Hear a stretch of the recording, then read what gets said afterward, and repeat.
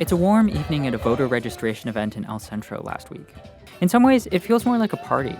There are tacos and face painting. A DJ plays and the last bit of evening light. The vibes are intentional. The event's organizers want everyone to be excited about being here. But they also have some serious plans. Their goal is to get more people registered to vote in the last weeks before the election. I feel that a lot of people in the Imperial Valley perhaps might not be aware of what is at stake politically. Crystal Quesada is the Imperial Valley director of the ACLU, one of the main organizers of the event. In the past March primary election, 18% of eligible voters actually voted. And so that was the lowest voter turnout rate in the state. 18%. That was the number of eligible voters in Imperial County who turned in their ballots for the primary election earlier this year. It was the lowest turnout out of all 58 counties in California. And that election wasn't an outlier. Imperial County doesn't always come in last, but over the last 20 years, state election records show the county has consistently trailed behind most other counties in the state. Honest to God, I don't ever remember, it's voting day. Benny Andres is a professor of history at the University of North Carolina, Charlotte.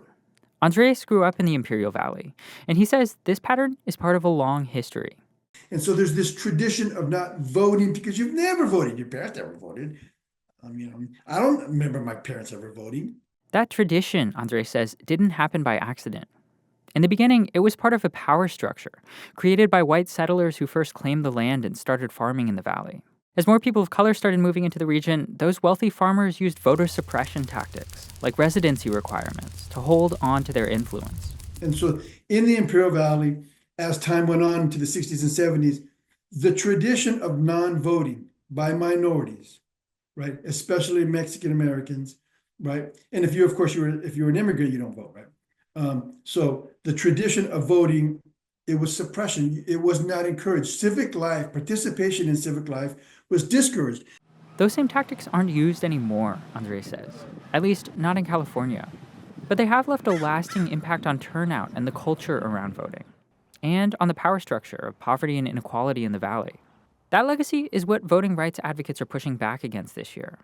Over the last few months, a coalition of local organizations rallied by the ACLU have been hitting the ground across the county, trying to get more people registered to vote and energized about casting their ballots. These are years of laws and regulations and policies that in a 4-year time cannot be changed all in one setting. It can't even be changed in 8 years. Kamika Mitchell is with the Imperial Valley Social Justice Committee. She says this new effort to get out the vote is about the future of the valley. That's why this year, her organization is focusing on high school students, sharing information about how to pre-register and highlighting the upcoming races. There's going to definitely be a complete different change in the next 5 to 10 years compared to someone my age or even young, or older. And we want to be able to prepare them for that. Quesada with the ACLU agrees. When she was young, she felt like she had to leave the valley for school and work. She moved to Sacramento to go to college and worked in the legislature for 10 years before eventually moving back to raise her family. Quesada hopes boosting voter turnout will make things like local schools and the regional economy better. She wants things to be different for her kids. My hope is that my kids don't have to move out of Imperial County to pursue an education the same way that I did. And so we're really hoping that those opportunities are provided here. And so the way that we make that happen is by having our people vote. Back at the voter registration event in El Centro, the evening is winding down, but the mood is still upbeat. I feel really welcome. I feel like it's part of the community. Crystal Quesada's cousin Vanessa is a teacher and lives in the neighboring city of Imperial. She's already registered to vote. She says she turns in her ballot every year since she became a citizen 18 years ago.